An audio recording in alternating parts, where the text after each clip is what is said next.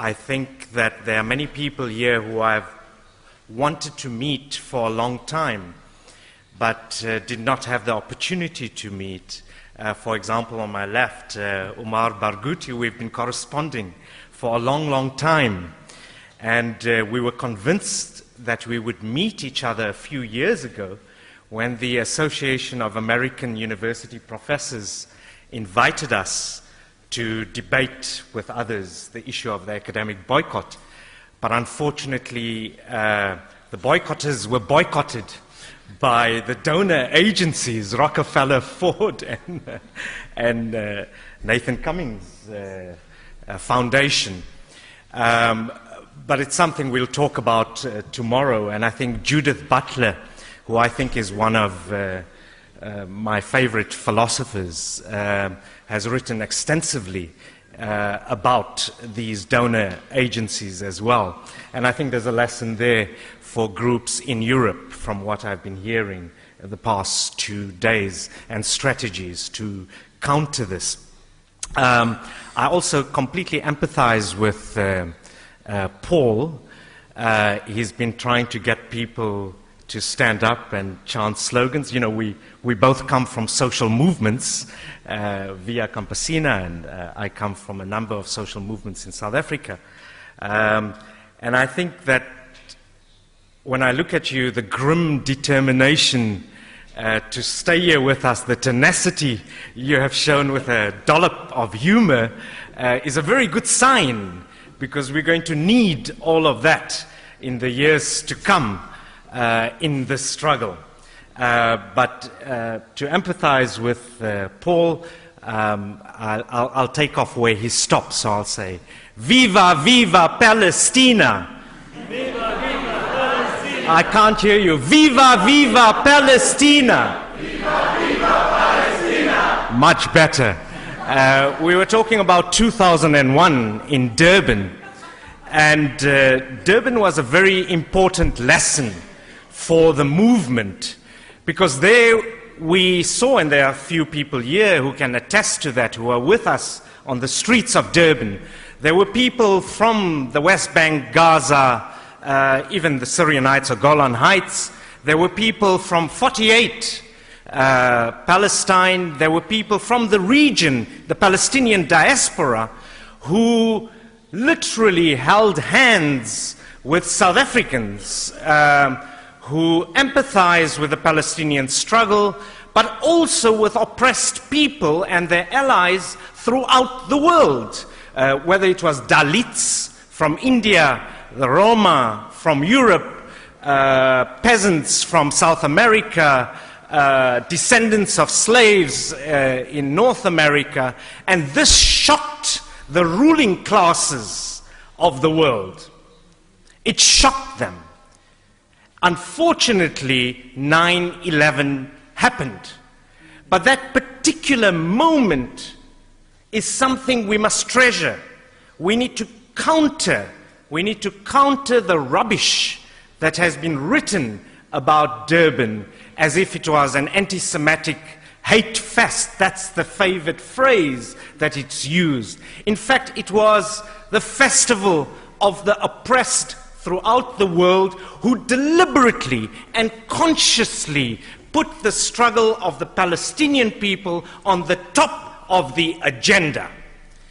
And whatever the ruling classes tried to do to distract them from that task, they fought back. In their blindness, they related to this huge movement. We brought out many more than tens of thousands of people on the streets of Durban. In their blindness, they put out posters like Arabs hijacked the World Conference, without realizing the racist discourse they embarked on. Now, I say this because there's a lot to talk about in terms of the lessons of the boycott of the apartheid regime in South Africa. Many of these concrete, specific examples we will give tomorrow. And there have been people before me who've given you a really fine-grained analysis of the situation. I can only speak in the limited time in very broad strokes. So I want to talk about the concept of solidarity, and I choose to say this because we in Spain, in the Basque country, a country where we had the Spanish Civil War, where there were international brigades. So in modern history, there have always been moments when particular struggles galvanized millions of people throughout the world. Spain was an example. The struggle of the Vietnamese against US imperialism was another. The liberation struggles of Southern Africa was a third. And we need to make the struggle of the Palestinian people for self-determination, for sovereignty, for human rights, such a struggle. And for 60 years, Palestinians have alerted us to one outrage after another, injustices piled upon injustices, without the commensurate scale of global solidarity that is needed to make a difference, a significant difference to their lives. But it is now in our hands. I think of people like Rachel Corrie, like Tom Handal, and many others who we need to build on, besides the thousands and thousands of Palestinian martyrs. And it's not by appealing to the ruling classes of the world and their institutions who remain in the face of abundant evidence, unmoved, callous, and hypocritical. By that I don't mean we should not use institutions and multinational agencies when we can. When John Dugard, by the way, my country has given you the word apartheid, but it's also given you people like John Dugard, like Archbishop Desmond Tutu. When John Dugard, in his statement to the Human Rights Council of the UN, talks about why a case can be made for Israel to be considered violating the suppression of the crime of apartheid. That particular piece that is not limited to South Africa, but can be applied to any country. We need to use that document. So please don't misunderstand me. We need to use the resolutions, but we should also remain very clear that, in fact, these ruling classes are the ones that sustain, provide succor to Israeli apartheid and terror. And it is rather by applying the most potent force, the most potent weapon we have learned to rely on, forged and steeled through tried and tested struggles of the workers and the oppressed people, spanning time and space, and that is solidarity. And I think Samora Machel, the president of Mozambique, the former liberation movement Frelimo, who we believe was assassinated by the apartheid regime, said about solidarity, which we need to consider very seriously. He said it is not an act of charity, but an act of unity between allies fighting on different terrains towards the same objectives.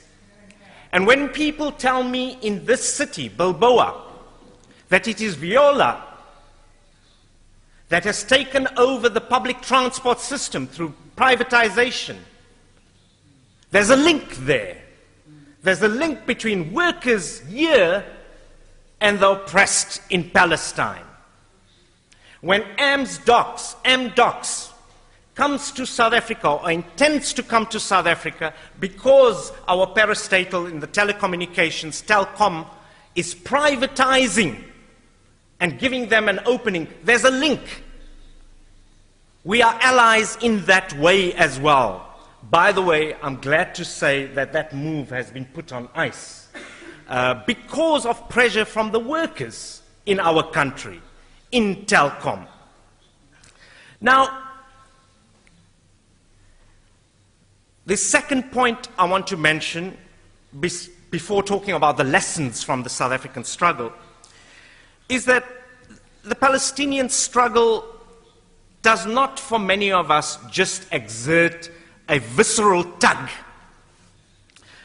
but a cold reading of imperialism shows that apartheid Israel is needed as a fundamentalist and militarized warrior state, not only to quell the undefeated and unbowed Palestinians, but also to act as a rapid font of reaction in concert with despotic Arab regimes, to do the empire's bidding, not only in the Middle East, but beyond. So look at the role Israel has played over the years. Its support of the mass terror inflicted by the military regimes in Central and South America, its facilitation of the evasion of the international sanctions against apartheid South Africa, and we can go into detail about these links with apartheid South Africa at a nuclear level, at a security level, at a trade level, but also the role of the Histradut in this equation. And it continues again, and we need to tell the European labor movement that the Histradut is an agent of the apartheid Israeli regime. We have to recognize that the foundation of the Israeli economy is founded on the special political and military role which Zionism today, then and today, fulfills for Western imperialism. So while playing its role in ensuring that the region is safe for the oil companies, it's also carved out today a niche market producing high-tech security essential for the day-to-day functioning of new imperialism, a point that hasn't really come out in the conference. Now, I think that in the light of the killings and the slow starvation, correctly called genocide, of the inhabitants of Gaza, as well as the frequent incursions into the West Bank, but also the obsequiousness of some, that obsequiousness becomes all the more abject. So the fanfare and the din surrounding the Annapolis breakthrough the other day must be exposed. And so I agree with the previous speakers who talked about this industry called the peace process industry, also relating it to the Holocaust industry, which Norman Finkelstein so very adequately exposed. And Kama Nabulsi had the best response that I saw a few days after Annapolis. And she's been vindicated once again. All those who have exposed the Oslo Accords, etc., as a distraction from the task of the international solidarity movement. And Kama said, the tarnished trickery of those tired catchphrases, last chance for peace, painful compromises, moderates against extremists, is now worn so thin a child would not be deceived. It is a meeting to legitimate the status quo. There is an intense defeatism pervading the mainstream media and tired politicians without valor everywhere. She concludes by saying, and this is the significant point, but there is a hopeful reality. Many ordinary citizens all over the world have not given up, and the Palestinians have not given up themselves. And I think we need to take a leaf from the creativity. These are not just victims. When so many hundreds of thousands of people broke down that barrier between Egypt and the Gaza, that showed creativity. It showed the continuing fighting spirit of the Palestinians. And metaphorically, it shows that obstacles can be surmounted. And we need to be inspired by that practice. Now I want to draw a few lessons from the South African struggle in the limited time I have. First, it took a few decades of hard work before the boycott campaign could make an impact. Today you find people throughout the world, even Dick Cheney, who called Nelson Mandela a terrorist and he must stay in Robben Island, all of them now are suddenly anti-apartheid.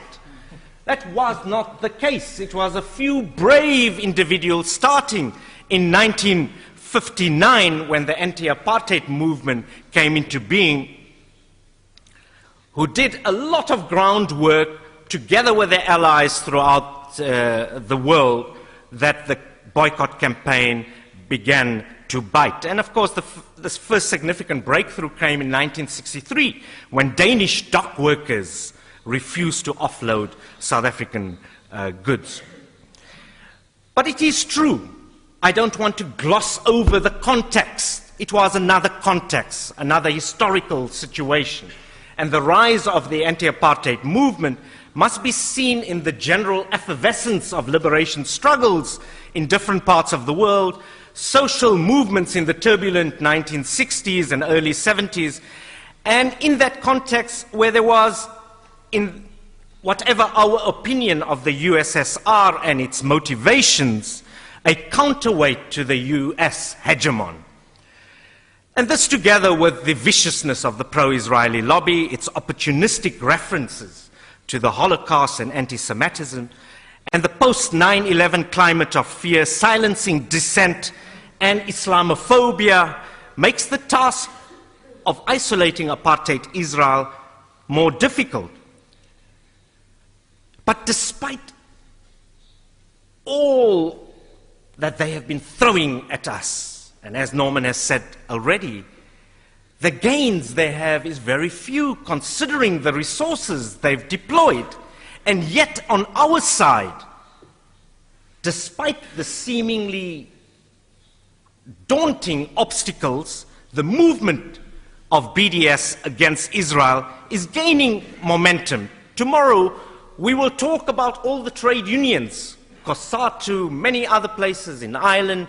We'll talk about the many instances. There's people from the Scottish PSC will talk about their struggles.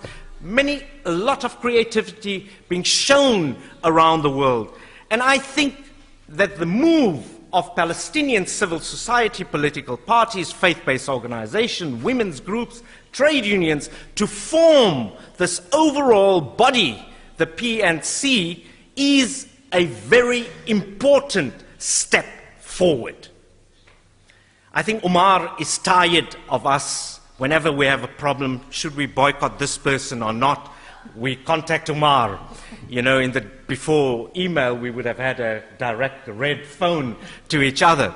But I think it's also something we are finding out in the process of struggle.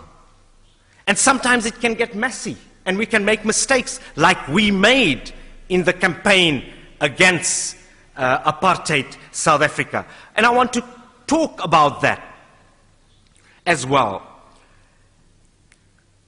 But the other point I want to say is that the arguments used to oppose the boycott related to the harm it would cause black South Africans, there won't be jobs, etc., the need for dialogue and constructive engagement, these arguments have come to the fore again. The need for normalization and dialogue. I think we need to distinguish between the brave fighters that we have, both Arab and Jewish people in Palestine, Israel, and those who want to create a normalization in order to delay the victory of the Palestinian people.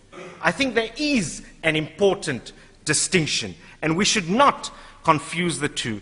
And we easily rebuffed many of the apartheid regime's arguments and their supporters by lucid and knowledgeable arguments, not just by emotion.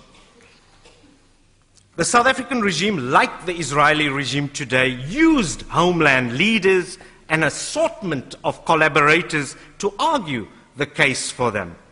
So careful research played an important role in exposing the economic, cultural, armaments trade links with South Africa to make our actions much more effective, as well as to name and shame those who benefited from the apartheid regime. Remember the boycott of artists who went to Sun City, the Bantustan, which we call Sin City for a particular reason.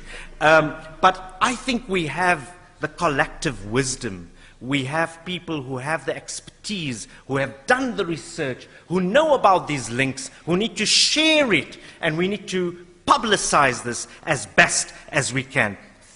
Thirdly, sectarianism is a danger that we must be vigilant about.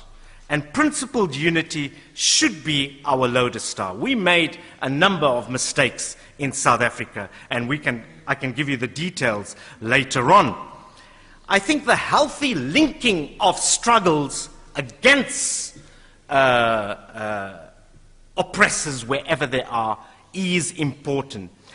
I spent a year in Canada recently at the university, and I was very impressed by the group there, the Coalition Against Israeli Apartheid, and how they were able to make links between the Palestinian struggle and the indigenous people of North America. I'll give you an example. In South Africa, we had a huge Palestinian solidarity rally recently, and members of the Palestine Solidarity Committee were asked by officials from the PA ambassador's office in Pretoria to pull down the flag of the Western Sahrawi Republic because they feared this would alienate the ambassador of Morocco. And of course, we refused this request, much to the glee of the supporters of the Polisario Front. But I think this linking of struggles is very important. Workers who are facing loss of jobs through privatization and the role of these companies like Viola and others. But lastly, the campaign for the BDS must be in concert with supporting grassroots organizations in Palestine as a whole and in the Palestinian diaspora.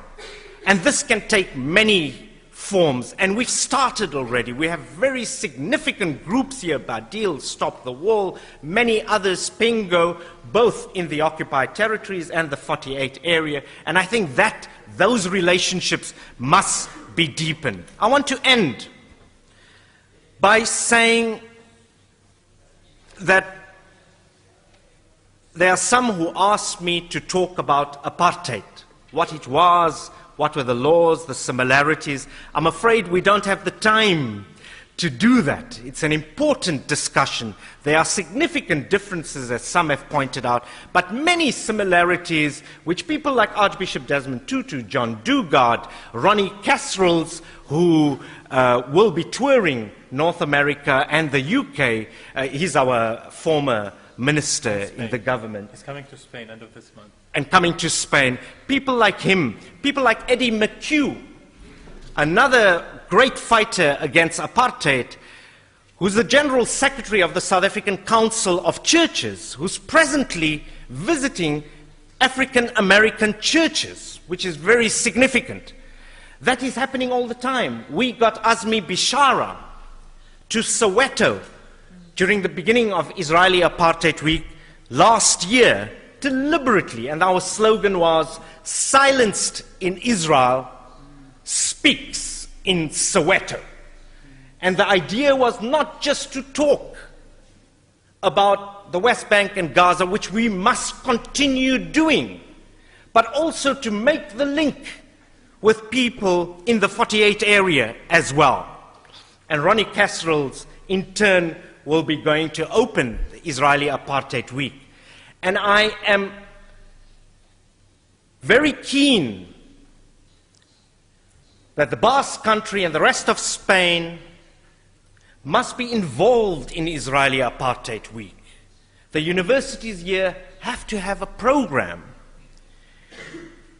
Last year, there were close to 30 countries that took part in this, and this shocked the Zionists. From the University Kamandabulsi goes to Oxford, to many other prestigious universities.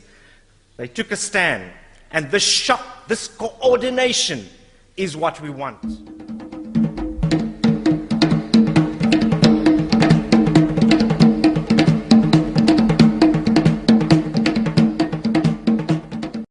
Agencies as well. And I think there's a lesson there for groups in Europe from what I've been hearing in the past 2 days, and strategies to counter this. I also completely empathize with Paul. He's been trying to get people to stand up and chant slogans. You know, we both come from social movements, Via Campesina, and I come from a number of social movements in South Africa. And I think that when I look at you, the grim determination to stay here with us, the tenacity you have shown with a dollop of humor, is a very good sign, because we're going to need all of that in the years to come in this struggle. But to empathize with Paul, I'll take off where he stopped, so I'll say, Viva, viva Palestina! Viva, viva Palestina! I can't hear you. Viva, viva Palestina! Viva, viva Palestina! Much better. We were talking about 2001. American university professors invited us to debate with others the issue of the academic boycott. But unfortunately, the boycotters were boycotted by the donor agencies, Rockefeller, Ford, and Nathan Cummings Foundation. But it's something we'll talk about tomorrow. And I think Judith Butler, who I think is one of my favorite philosophers, has written extensively about these donor.